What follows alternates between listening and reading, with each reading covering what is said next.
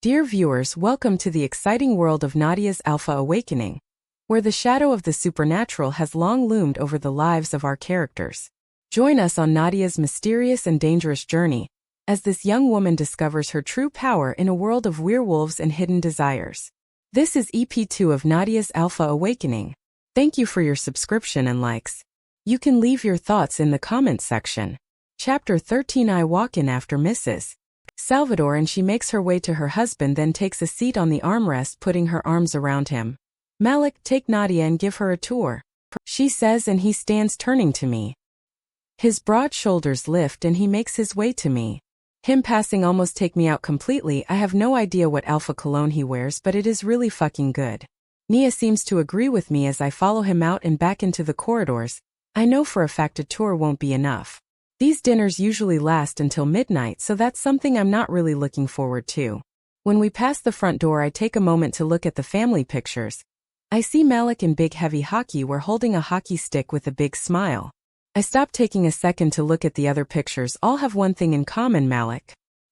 He's in the center of all these photos, and I can see why. He's an only child. I look back over at today's Malic who's waiting for me. I can see the glow up, but if you think about it, I didn't really hit him that hard. He was always a pretty child. He keeps going until we walk into a game room. It's literally an arcade, making my inner child spurt jump. My shoes no longer make a sound since I'm stepping on carpet, and I'm a little thankful. I go around a machine, losing sight of Malic completely. He comes back to view as I pass a glass box filled with sweets. I look inside at the box, seeing some lollipops. How do I get one? I look up at Malic, who's still on the other side of the glass box. Token. He moves towards a machine and he turns his back to me, but thanks to my wolf hearing, I hear him clicking a few buttons before the machine buzzes, then drops a few coins. He comes back over to me but stops a few feet away and reaches out to give me them. I cup my hand, letting them drop before I take two out and put them in the machine. I press the start button, then move the lollipop steering stick.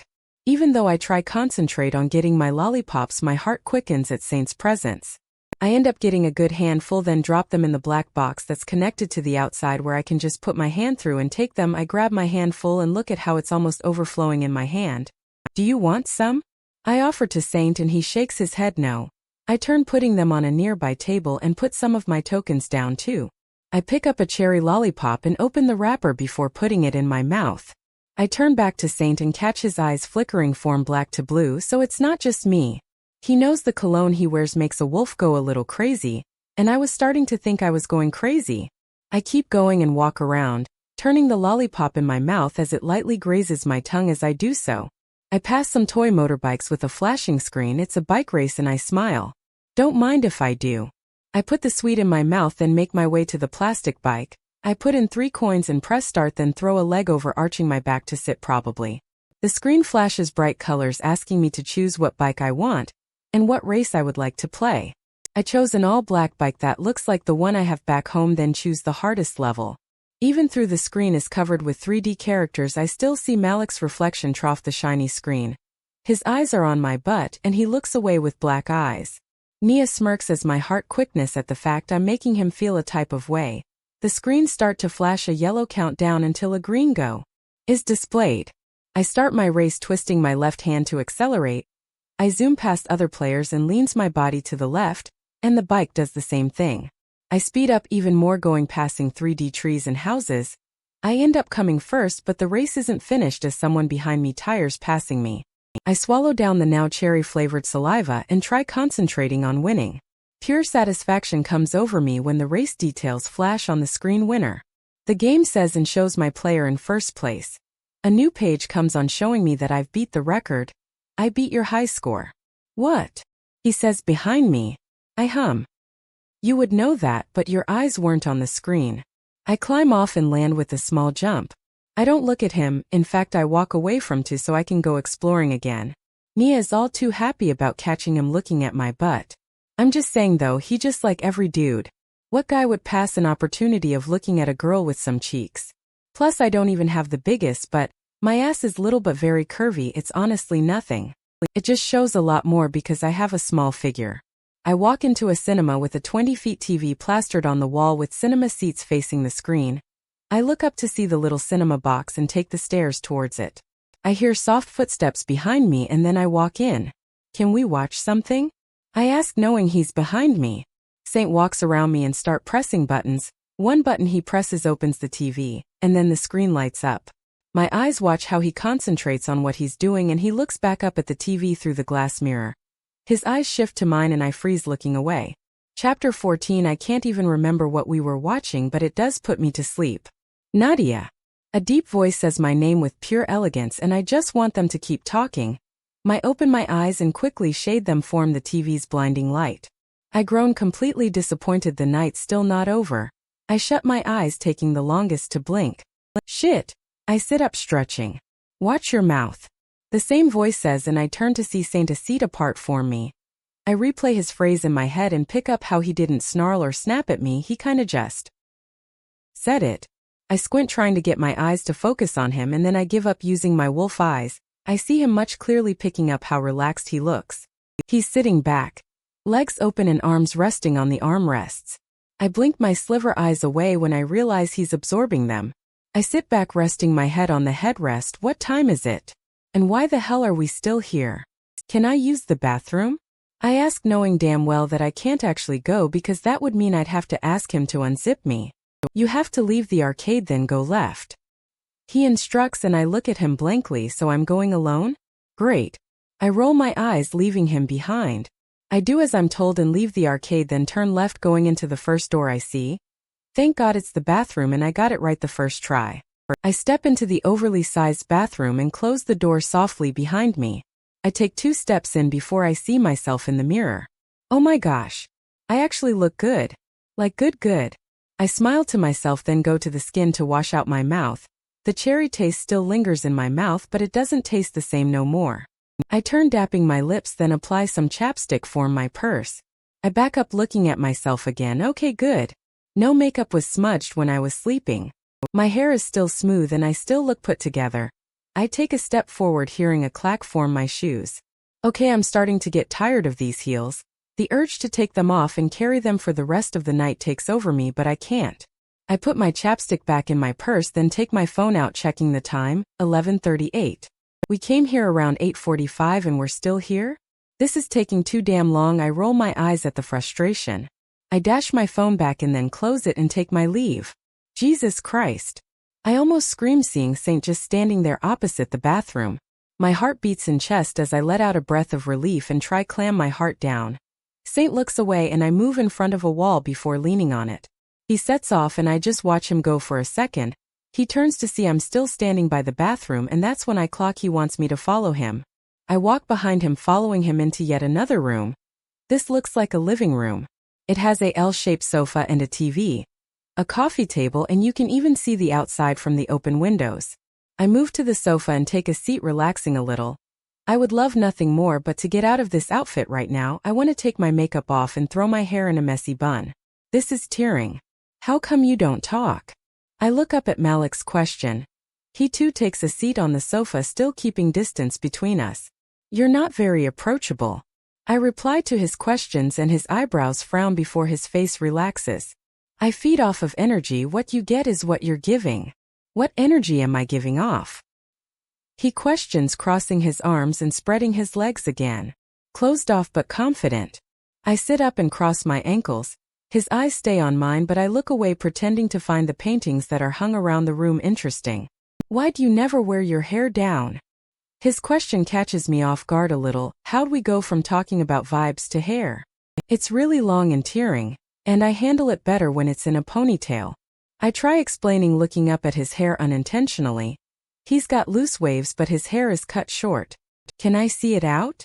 No. I shake my head and he just watches me. I don't like your stare. You don't. He tilts his head. Nope. I shake mine. It makes you look intimidating and dangerous. Maybe that's the look I'm going for. He stares at me with his ice blue eyes and I just look back to him. Oh, how Nia love this. What she wants and what I want are pulling at each other. I want to stay here and shut up so I don't have got talk to Saint. Nia, on the other hand, want to feel his touch. She reminisces the time he cornered me at school and wants him that close again. To be honest, I wouldn't mind giving Nia control.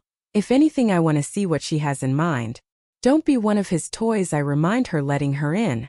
It's just a kiss, she tells me, and I snap out of my daze. A what?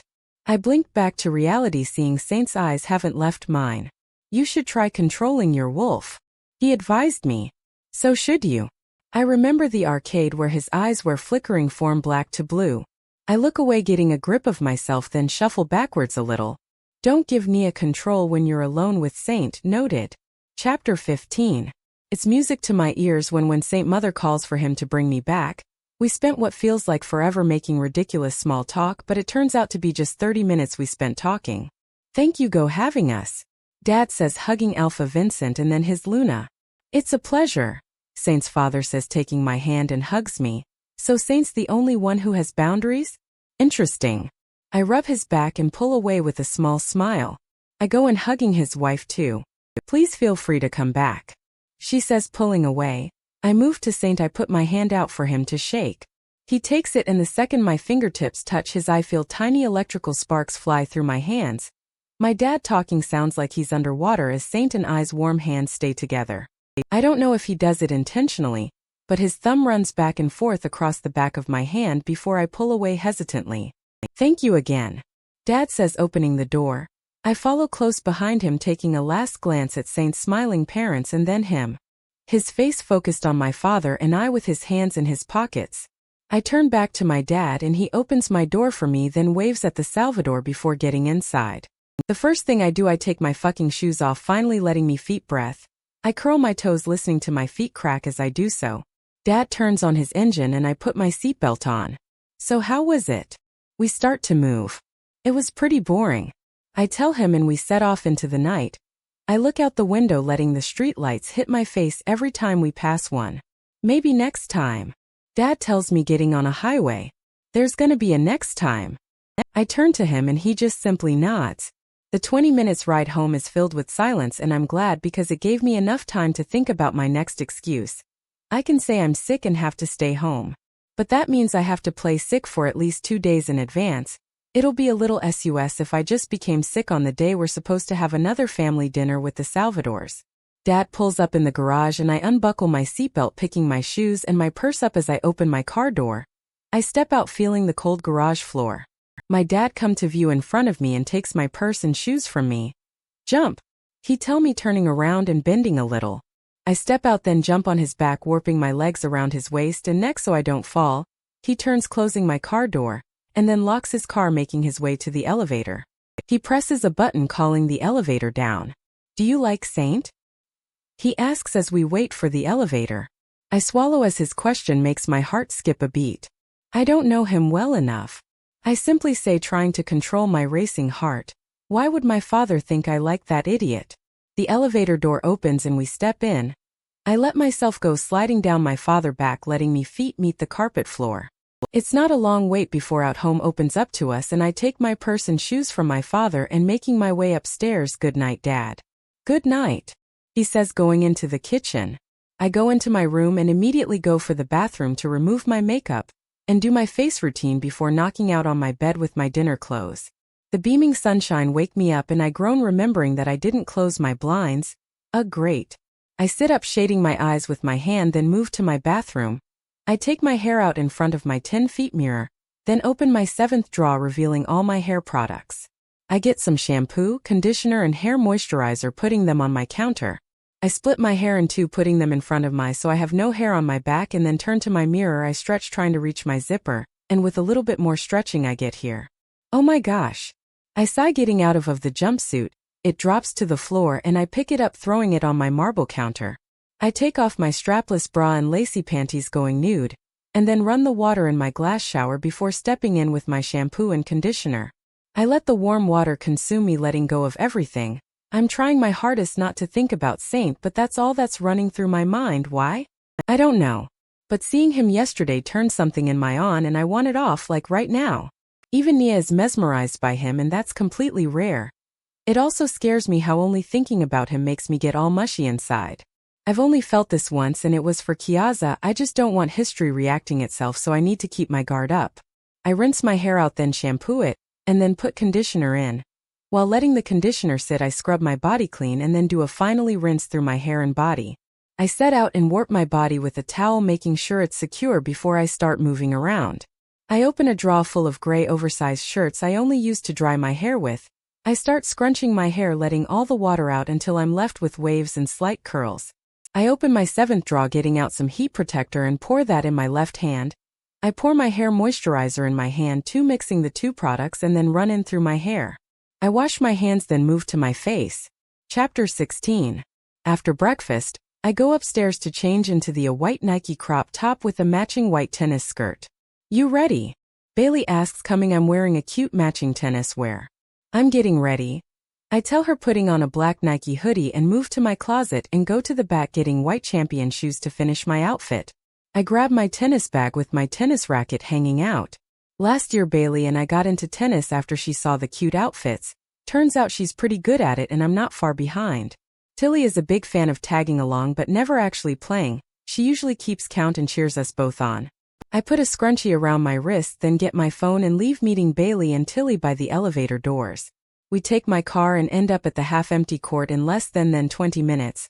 I mean, we live in a pretty high-classes neighborhood and everything is at least 20 minutes out. We all get out, taking our bags with us, and then start to set up. Bailey makes her way to the opposite side of the court as I take my sweater off, dropping it over my bag.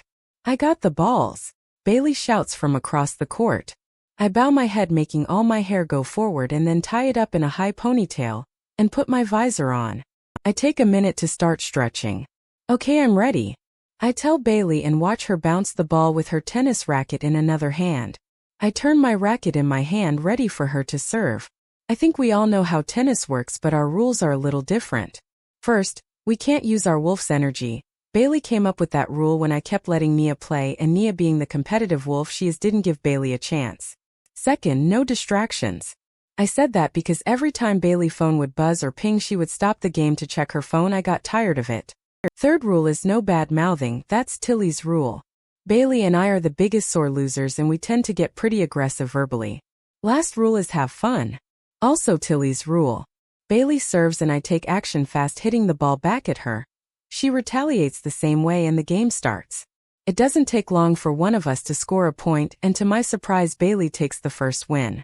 I take in deep breaths, trying to let myself go as I feel my own tension start to rise. "Give me a sec," I shout across the court, taking a seat on the court ground.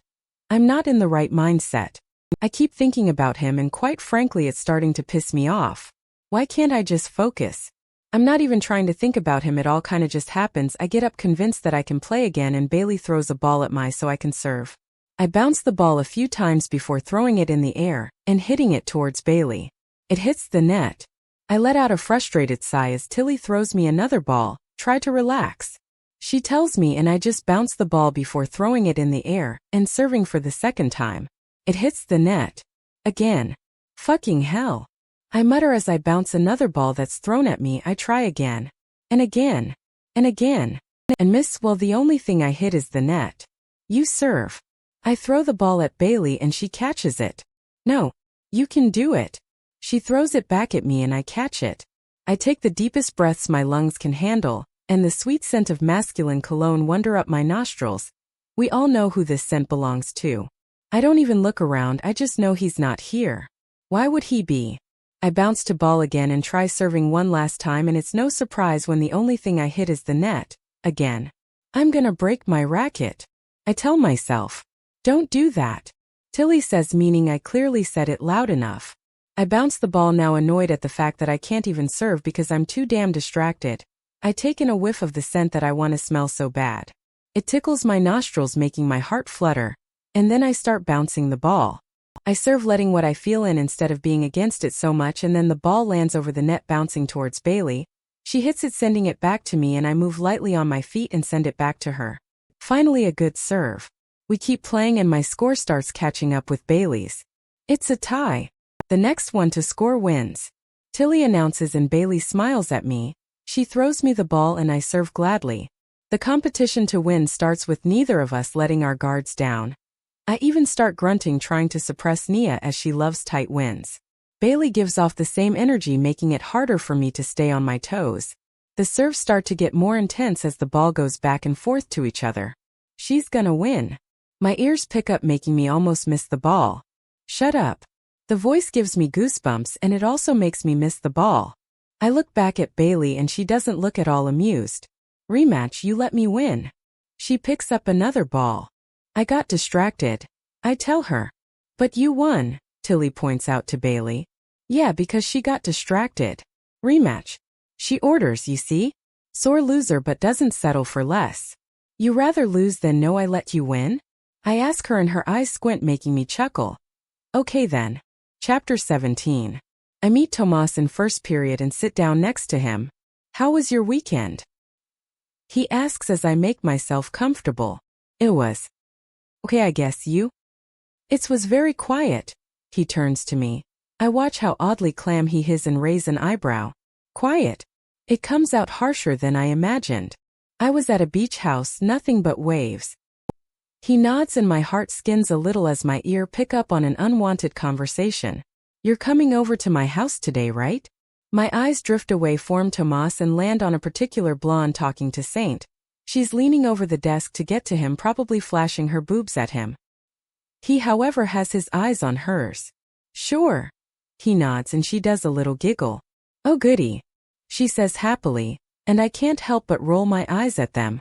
That must be the bitch he was talking about. Can I get a kiss? She pleads and he leans in, putting their lips together. I grimace in disgust just as the bell rings. You are not a fan of them. Tomas chuckles and I look back at him. His forest eyes look down at me and I look back at Saint and his girl unintentionally. I tune them out just as our chemistry teacher walks in. He takes his seat and minds his own business. I open my agenda and get out my chemistry booklet and start where I left off last lesson. You're doing the work. Tomas states the obvious and I nod. Tell me about your beach house. I tell him. Well, it belonged to my grandparents and got passed down to my parents and now to me, so it's been in my family for quite a while. It's about an hour away and the best getaway. He pauses and I look up at him, confused to why he stopped talking. Anyways. He continues. He keeps going on about the beach house and to my surprise it lasts the whole damn lesson. I picked up that he's the official owner and the water is actually from the ocean, making the experience even better. The weeks pass as the day of our week of camping arrives. Turns out we're not going camping but to Fiji. Fiji? Like seriously, how can you mix camping with Fiji? I grab my duffel bag full of everything I could possibly need in Fiji, and then grab my shoes and head downstairs. I walk into the kitchen where I find my father sorting out some documents. I don't even know why he's still up. It's almost 5 in the morning. The sun's not even out yet. Here's your passport. He hands me my passport and I put it in my front pocket. Here's my card. He puts it out for me to take and just as I'm reaching over he pulls away. Try not going over the limit. If you insist. I smile, taking it and put it in the same place I put my passport. I've been putting my shoes on and my dad walks over to me, taking my duffel bag for me. It doesn't take us long to get out the penthouse and into the car. After I buckle myself in, I throw my head forwards, tying my hair up into a high ponytail.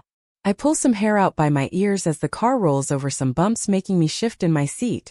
When my dad gets to school, there's a yellow bus with a huddle of kids in front of it. I get out the car, taking the duffel bag with me. The warm end of March air hits my sink as my father makes his way to me. Thank you, Dad. I hug him. Be safe. He hugs me back and we stay there for a little until I pull away. I give him a little wave as he gets into his car. I walk up to the huddle and spot Tomas out quite easily since he's the only one that's alone. I walk up to him and as I do I can't help but feel a certain gaze on me. My eyes find their way to Saint to see he's watching me. He's been doing that for the past weeks. Ever since that dinner party I've done everything in my power to not be left alone with him. Just being around him makes me want something that I can't explain.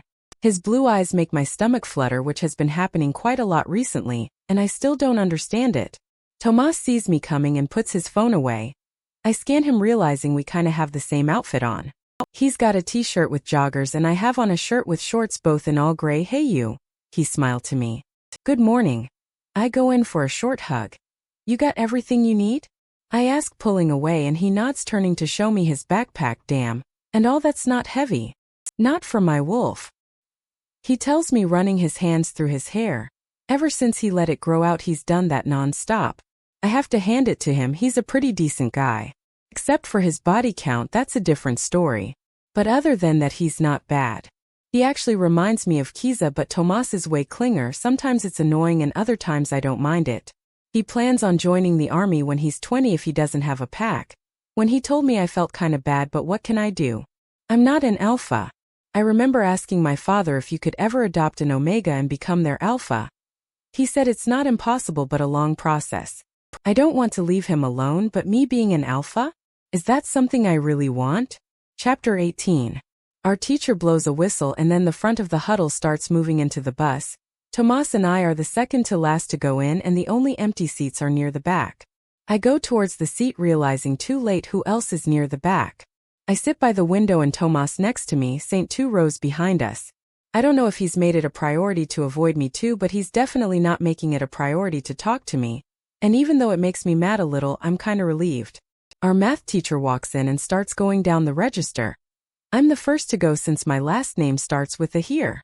I raise my hand and he nods at me and continue. He gets to Tomas before Saint and hearing someone else say Malic Salvador sets something off in me. At this point I regret not taking Nia's offer to kiss him at the dinner party. Maybe he would be next to me right now and not with that blonde bitch of his. Tomas sinks in his seat and then puts his head on my shoulder. My stomach goes in a knot form, feeling a twinge of jealousy. But why would I be jealous? Theses are definitely not my emotions, so why am I feeling someone else's? I let Tomas lean on my shoulder with his arms crossed. His hair tickles my cheeks a little as he moves around before finally settling. When our teacher finishes the register, I take my phone out and turn my data on. The bus starts to move, making us move with it. And hours of me switching to and from Instagram and Pinterest goes by. And then the bus finally stops. Just a notification of my phone being on 20% pops up. Hey? I whisper to Tomas, shaking my shoulder. Hey, we're at the airport. His eyes open and he looks up at me with red eyes. We're here. He groans, sitting up. No, yeah, well, we're at the airport. I watch him lean forward, running his hands through his hair. He sits back in his seat, going into one of those days we have every 2 minutes when we wake up in the morning. Okay, let's make this as easy as possible. Our teacher stands, we go in, check in, get our tickets, then make our way to the waiting area. Even though it's not an easy process, we end up in the waiting area in less than an hour. Tomas and I go wandering around the airport since we still have time left before taking off. We walk into yet another small gift shop, but this one is filled with clothes, hats, jewelry, and many more accessories. I make my way to a sunglasses rack with Tomas close behind me. Thanks for my ticket again. He picks up some blue lens glasses, then puts them on. Well, I wasn't gonna sit in economy, and I didn't want you sitting in economy, so you're welcome. I put on some pink lens glasses and look up at him, then at the small mirror. I think you should be my alpha. Tomas adds he's been non-stop trying to convince me to be his alpha for a while now. Ask me that one more time and I might just be your alpha so I can kill you and no one would question it. I snap at him and he doesn't even bother hiding his smile. Plus, I told you, it's a really long process when I'm not an alpha myself. I'm just saying you'd be a great alpha. He tells me. I know. I put my pink glasses back and pick up some rose gold ones instead. All I have to do is pledge my loyalty to you. And all you have to do is pledge that you'll be a good alpha. I know how it works, Tomas. I roll my eyes. Or you could mate an alpha and convince him to let me in his pack. I look up at his comment. You want me to convince an alpha with an ego bigger than his head to let you in his pack? Well, don't put it like that. He moves away from me, going to look at some postcards. I'm working on it. He swerves to me, making it look like he almost broke his neck. But you didn't hear it from me. Shit, I could hug you. He smiles. Please don't, I've had enough of your touch on the bus. I shake my head and he chuckles softly. His laugh cuts short as something else catches his eye. I follow his gaze as a group walks into the shop. I spot the alpha pretty quickly as I lock eyes with familiar blue eyes. This excites Nia and I can feel my heartbeat rise. Each second our eyes stay pinned on each other. I find the strength to look away and focus on Tomas. What happened between you guys? I ask, catching the daggers he's sending through his eyes. Why do you always ask me when they're here? I can hear the annoyance in his tone, so I just drop it. I watch him pick up a few postcards to just put them right back down. I walk back over to the sunglasses rack, putting my rose gold glasses away. I take the lead walking out the shop and hear Tomas' faint footsteps behind me. I'm clearly never gonna mention his alpha again since it's a touchy subject. All passengers boarding to Fiji please come at gate number 12. All passengers boarding to Fiji please come to gate number 12. The intercom roars above us. I look over at Tomas and he nods me over. For reasons I can't understand, I also look behind me over at Saint to see he too is coming with his pack. Chapter 19. When we're finally on the plane, I take my chance to get some sleep. I didn't sleep before the trip because I was too busy doing last-minute packing. After an hour in the air, I reverse my seat, putting it all the way down to a bed since there's no one behind me. I take the pillow and blankets out of its plastic bags. I put my shade down, blinding the morning light form coming in, and then cover myself with my blanket. It doesn't take long for me to fall asleep, so I let myself drift off. A painful sting in my bladder wakes me up, but I just turn over on my side, crossing my legs so I don't piss myself. The feeling comes back and I just give up and sit up, fully waking myself up. I glance over at Tomas, who's watching a film on the back of the chair in front of him. Me taking my blanket off is what catches his attention, and he gives me a small smile before turning back to his movie. I continue and stand up, looking around. I spot the flashing toilet sign and move to it. I get there and the toilet lady turns from green to red. I sigh, kind of frustrated, and cross my legs once again. I start to fidget, trying to occupy myself while this woman's taking her damn time. My eyes shift to the little green man near the girls' bathroom, and then idea of me quickly using it comes to mind. I mean, no one will know, right? Just as I move towards the guy's bathroom, the bathroom to my left opens up. A mother comes out with her daughter following her. Sorry. The mom apologizes as she leaves. I just smile at her and rush to the toilet. I don't sit on the seat, making it sound like I'm unleashing a waterfall over here. I wipe myself, then wash my hands before taking a moment to look at myself. At least my eyes are not puffy, but my hair looks like a blob of poop. I take it out and decide to just put it in a high ponytail before I turn and pull my bicycle shorts up, looking at but doing so, then roll my oversized shirt down, covering my ass. I quickly pull 2 strands of hair before my ears, then slide the door, leaving. Jesus Christ! I gasp, coming face to face with Saint. I look up at him with still shocked eyes as he towers over me. I need to talk to you. He steps forward, making back up into the bathroom again. He doesn't even turn to close and lock the door. I keep my eyes on him and notice how they're not the ocean blue I admire, but pitch black. His wolf. Right now? My heart beats in my chest violently. With him standing this close, it's not long until Nia wants to take control. You've been avoiding me. His voice vibrates in a low tone. No, I haven't. I try taking a step back, but I just feel the toilet behind me. You're my mate. At those words, the battle between Nia and I to take control starts. No, I'm not. My stomach does a flip. Why the hell would he say that? There is no way the universe would put me with him. I don't want to be his Luna. I can't be his Luna. He looks at me with no control over his wolf whatsoever. He leans down and for a second I'm frozen. Is he going to kiss me? Am I going to let him kiss me?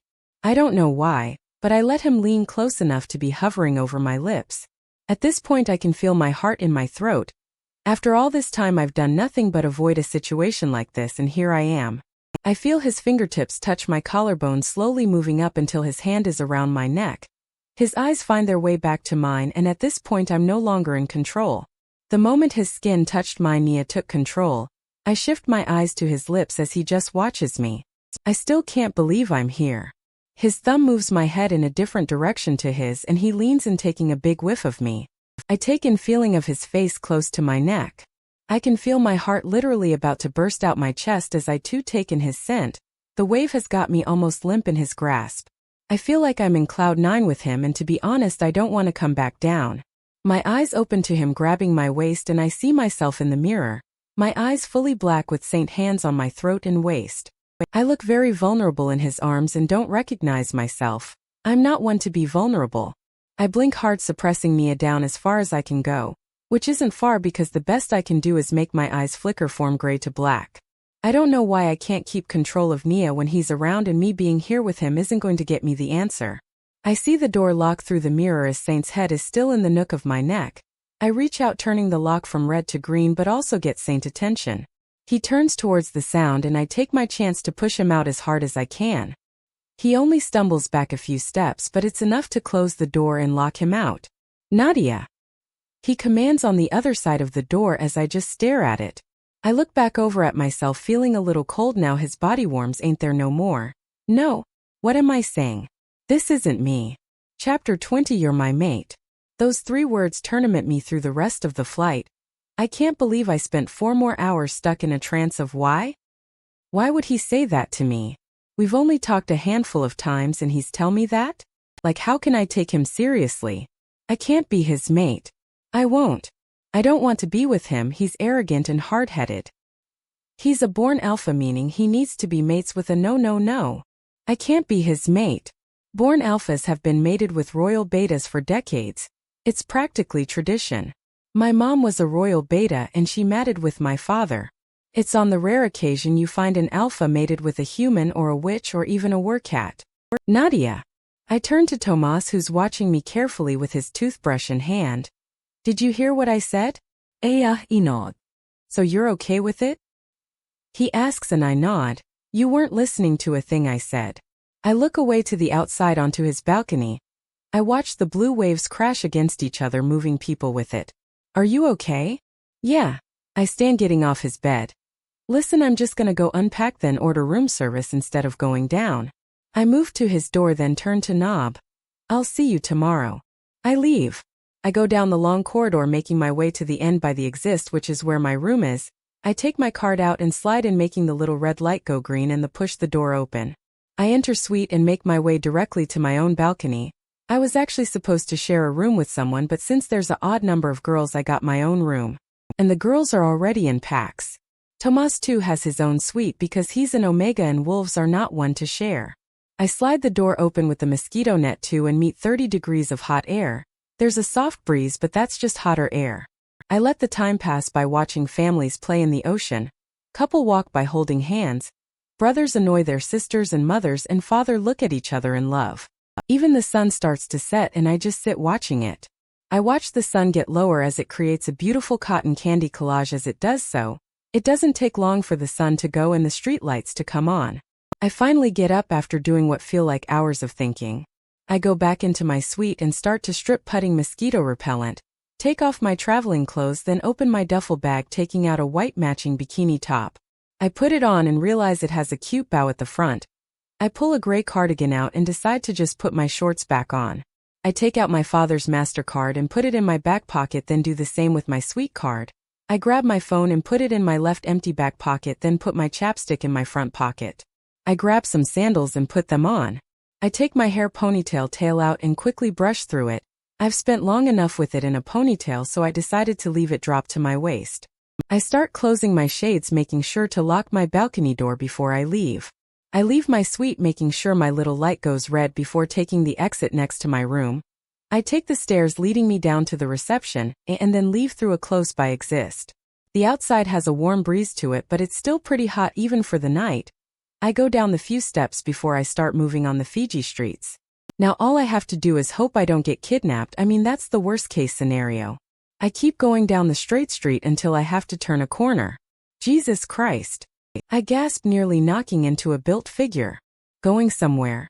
A husky voice says, and I look up to see familiar blue eyes that still manage to look compelling even in the Fiji night. You really need to stop doing that. I go around him going down another street. I can hear his footsteps behind my, making me turn to just clarify he's following me. Great. I take in a deep breath while tucking hair behind my ear. Where are you going? Saint asks from behind me. I need to find a supermarket. I want to get some snacks. An air. I tell him, staying in front of him. He's only 2 steps behind me. At 11? He questions and I take my phone from out my back pocket, looking at the time, 11:35. Plus, don't you have snacks in your suite? They're expensive. My arms swing by my side as I spot an open supermarket close by. So you're going to get Fiji snacks? Yes, Malic. I'm going to get Fiji snacks. I glance over my shoulder to him, then keep going. The moment he goes silent, I start rejoicing. Thank God he shut up. I was really starting to. Do you hate me? He asks, making me stop in my tracks. I turn towards him, noting the distance. I don't particularly like you. I tell him. Why not? I can see a smirk playing on his pink lips. Because you're creepy, are the first words that come out, making him grimace a little confused. You always corner me, making Nia acting up with your alpha cologne. Nia. My wolf. I raise an eyebrow. You named your wolf? He copies my gesture. You haven't. What do you mean by alpha cologne? He refers to what I said before. You tell me I can smell you from a mile away and it makes Nia act up. I tell him and his lips go into a soft smile. You're pretty delusional thinking it's cologne. What else would it be? I ask him and he just stares at me with a satisfied smile, making me roll my eyes and walk off again. Chapter 21. I walk up to the 24-hour supermarket, and the doors slide open for us automatically.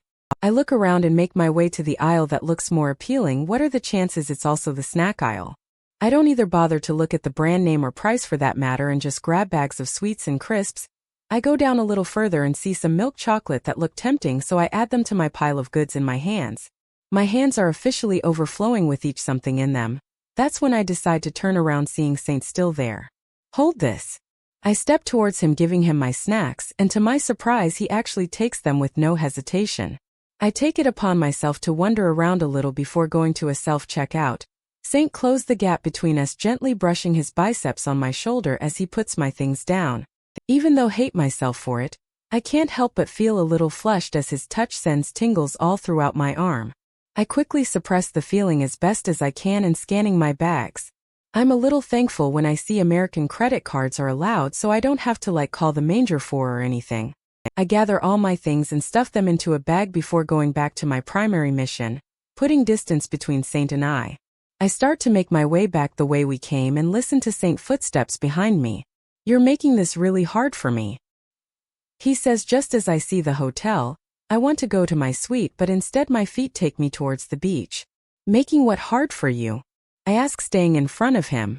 The more you push me away, the more you make this harder. For the both of us. He adds. I don't know what you're talking about. I make my way to a nearby picnic table. I take it I've shut him up again and take a seat in the middle of the bench, hoping he'll take the hint and sit opposite me. Apparently not. He sits right next to me, making me scout over a little. I try ignoring him and put my hand in my bag, fishing for the chocolate bar. I want you, Nadia. I look up at the crashing ocean that looks like the darkest shade of red. My wolf wants you. Shut up. It comes out as a whisper and I look over at him. His eyes look pitch black, but not because of his wolf, it's because of the dark lighting. You can't say shit like that. I mumble. My heat beats fast as my fingertips finally find the chocolate bar. I fish it out and lightly push my bag away from me. I don't believe you, I say more confidently. Probably because I'm too busy unwrapping my chocolate. Let me kiss you, he suggests, and I quickly shake my head, tucking hair behind my ear. Everything will make more sense. No. I look up at him. You're being ignorant. That's no way to talk to an alpha. His voice deepens. There's no way I can be mates with an arrogant son of a b. Finish that sentence. He cuts me off. I dare you. Now his eyes are glaring down at me, glowing red with his alpha anger. The silence between us is almost deafening until I look away, no longer able to hold eye contact. My first day of school. I break the silence. My first day of school, you probably knew. I break a piece of chocolate off. Why now? I needed to be sure. It's not the first one I've fallen for someone who's not my mate. He reaches over, helping himself to my chocolate. I raise an eyebrow at him but don't stop him. I'm not your mate, I tell him, and watch his jaw chew the candy in his mouth. I take my own and bite the first box off. The smooth chocolate melts on my mouth, letting the sweetness swirl around before I swallow it down. You're staring to piss me off. His voice is back to that deep authority tone. Good. I hiss before I feel his hand on my jawline, turning my head forcefully towards him. I smack his hand off my jawline and try push him away, but he just grabs my wrist. I wince at his grip and drop my chocolate bar in my left hand and go to hit his hand around my wrist, but he just grabs my free wrist, stopping me. I growl at him, unleashing my wolf's anger, probably making my eyes glow sliver. His does the same, giving me a low growl as his eyes glow an alpha red. His eyes pierce mine as we both challenge each other, making me realize a little late the small distance between us. He lets go of me, making my hands drop, and I quickly collect myself. His eyes drag away from mine as he stands to leave, causing my heart to drop to my stomach, leaving a painful pinch. I watch him strut away, but he turns before moving away some more. I turn back to the ocean and tuck hair behind my ear. I take in a shaky breath, fighting my blurry eyes. I'm not gonna let him upset me. There's no way I'm giving him that much power. Nia totally disagrees with me and my body ends up turning back into the direction he left. No, no, no. Whisper to myself. I'm not his mate, I'm not his mate. Pull yourself together. I wipe the tear that escaped, then turn back to the ocean. This is unexplainable. I won't believe a word that comes out his mouth. He's a liar. Why is he trying to manipulate me? Do I have something he needs? I just really need all this to stop. I want you, Nadia. My wolf wants you. Chapter 22. The knock on my door scars me awake, making me fall out of bed. Who is it? I stutter with a racing heart. Tomas. I hear a muffled voice and stand to get up but stumble back down. I quickly recover myself and open the door to a smiling Tomas with a box in one hand. You missed breakfast. I did. I close the door behind him. It's noon. He puts the box on my counter. I catch on his button-down shirt is wide open and he has shorts and sandals on. It is? Walk over to my bed and start fishing for my phone until I spot it lying on the floor by my shorts. I grab it, clicking to home screen to turn it on, but it stays pitch black. Great, it's dead. Today's the yacht tour, totally optional, but I was thinking we go. He sits on my messy bed. You were? I scruffily around my bag looking for me charger. Yeah, he turns to me. What are you looking for? My charger. I start opening the small pockets around my bag. Oh, found it. I open the last pocket, then take it out and plug my phone in. Okay, great. Give me 30 minutes and I'll be ready. I tell him, grabbing my duffel bag into the bathroom. I plop the giant thing on the counter and take out my toiletries and makeup bag. Do me a favor. I walk back into my bedroom. Clean my bed and lay everything out, please. I leave before he can give me an answer, leaving him no choice. I start emptying my toiletries bag, setting my toothbrush, toothpaste and loofah to a side. I go to lock my door before turning the water on and starting to strip. I warp my hair into a high bun, making sure I don't wet it, then hop in the shower. I keep my shower and skincare routine fast, then take my time concealing my under eyes and eyebrows. I put some blush, then set my face with powder, and then setting spray. I curl my eyelashes, then brush them out with a clean eyebrow brush before putting on the faintest ounce of highlighter. I unlock the bathroom door, then step out to see Tomas has down what I've asked, making outfit choosing a lot easier. I pick a light blue off-the-shoulder swimming top and some high-waisted swimming bottoms, form another pair. I also grab a dark blue mesh scarf, then disappear back into the bathroom to change. I must say the outfit looks pretty good on me, and all that's left is my hair. I take the bun out and brush my hair, careful to untangle as I do so. Okay, I'm ready. I leave, seeing Tomas on his phone. He glances over at me, then at the door, and stands. Okay then.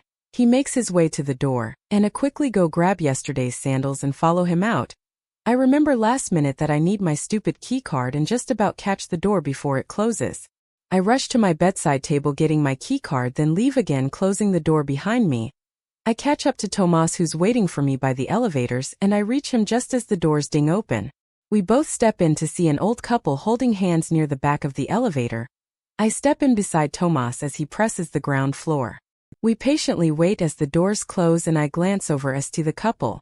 The woman gives me a small smile and I return one to her as the doors reopen, inviting a little child no older than 10. He literally comes in and presses the 10th floor, then stands near me. I glance over at the little boy with tan skin and dark hair. The door dings open, catching my attention, and when Tomas moves I realize it's our floor. I follow Tomas out, and he leads me to a man out front that's in familiar flag cart. Tomas gets in and I gradually follow him in. Even though I was expecting the ride to be so bumpy I'd have to hold on to my chest for support, it actually wasn't that bad. We step out the cart and I just linger behind Tomas, no really knowing where I'm going. He takes us to a huge white yacht with only a few of our classmates waiting to go through. I don't know why, but my eyes look for the same eyes I pushed away from me yesterday. Right now all I want is for him to be close. I want him to annoy me again or just linger behind me at the least. But I don't see him. Instead I blink back to reality and then back to Tomas. Do we have to pay for this? No. He fishes in his pockets and gets out 2 folded wristbands. He hands one over to me and I take it. This should get us in anything. It was all explained this morning. I nod, then reach over to him, helping him out his wristband on, and then he does the same thing to me. I look around, taking in the Fiji sun and heat, but also admire the blue ocean and green palm trees. The people in front of us start boarding, so we start moving. When we get to the front, a man look down at our wrist, then smile at us, enjoy your tour.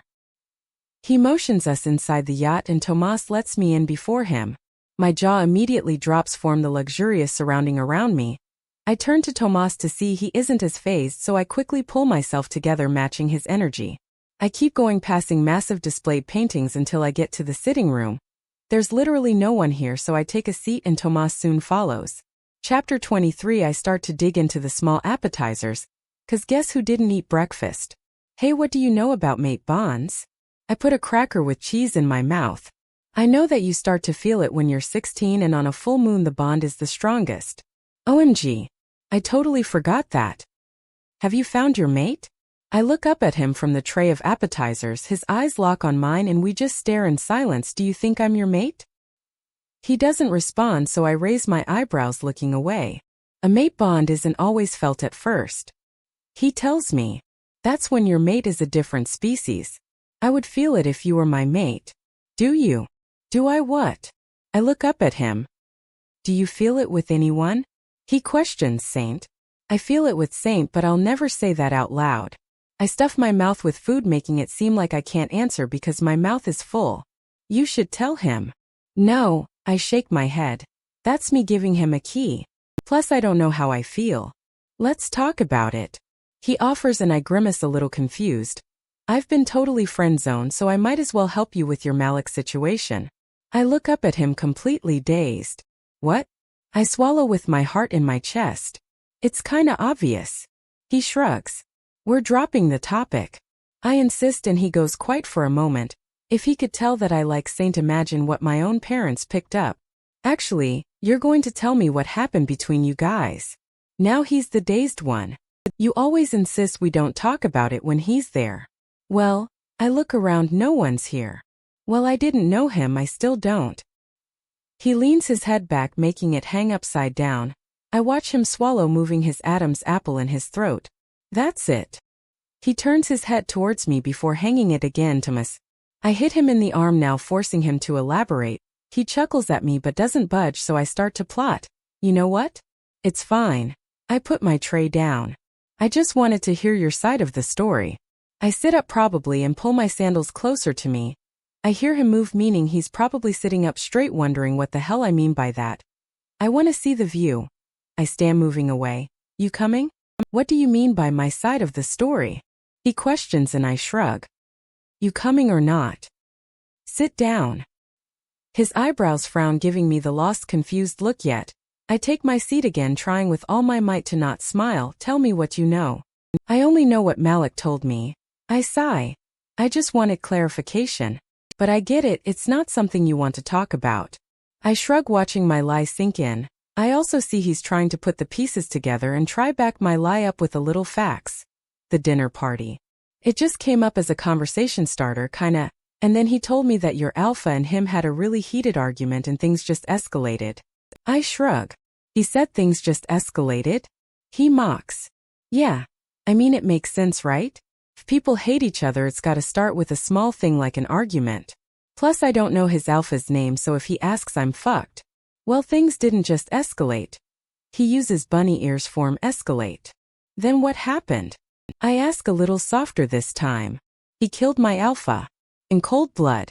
I can practically hear the hatred in his voice, almost like it's a disease just stuck in the back of his throat. He's heartless and insensate. You don't want him as your mate. His eyes find mine. What did he do? Now I'm a little concerned.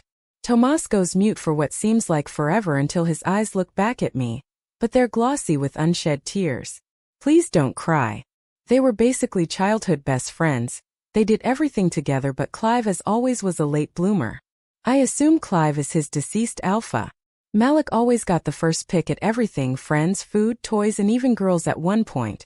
He didn't talk much about Malic, and when he didn't, it was almost like he stops, leaning me, blinking. Like, 𝐿𝐻. Like he was afraid. He looks at me and I no longer see tears in his eyes. Good. I was never a beta assigned to him. I was actually an orphan, don't know my family, and I don't want to, but that's not the point. Point is, Clive was like a father, best friend, and a brother all in one.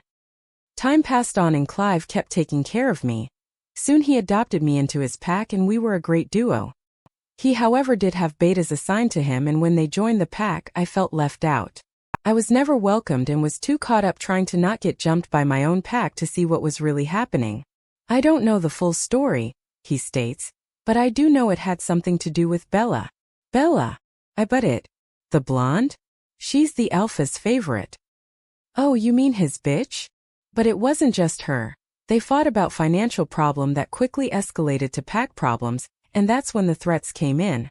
It was a mess. I'm sure he told you that. No, he insisted it was too long to tell. So he kinda skipped that part. I try make him elaborate. Well, it is long. No shit, Tomas. We got all day. It was just a bunch of threats going back and forth, but it wasn't until Clive threatened Malic's Luna that he didn't even know back then that Malic started putting his threats into action. Tomas pauses. I kinda just sit there wanting him to carry one but also not wanting to pry too much. Chapter 24. It all started with an argument, as you said, and then it went sideways the second Clive started mentioning Malic's Luna. He was throwing inappropriate slurs about her, and even threatened her name with rape and violence. I mean, it's understandable, like, come on. Malic just kinda snapped. On the football field, he went all alpha on Clive, daring him to say it again, and when he did Tomas snaps his fingers. Nothing could calm him down, not even Bella. I actually think she kinda made it war. Yeah, I roll my eyes. Malic gripped Clive by the throat and then practically ripped it out. My eyes widen in front of kids as little as 13. No remorse, no mercy. And the last thing he said to him was, "Speak on my Luna like that again, oh wait, you can't." And we all watched Clive's body go limp. Tomas turns to me.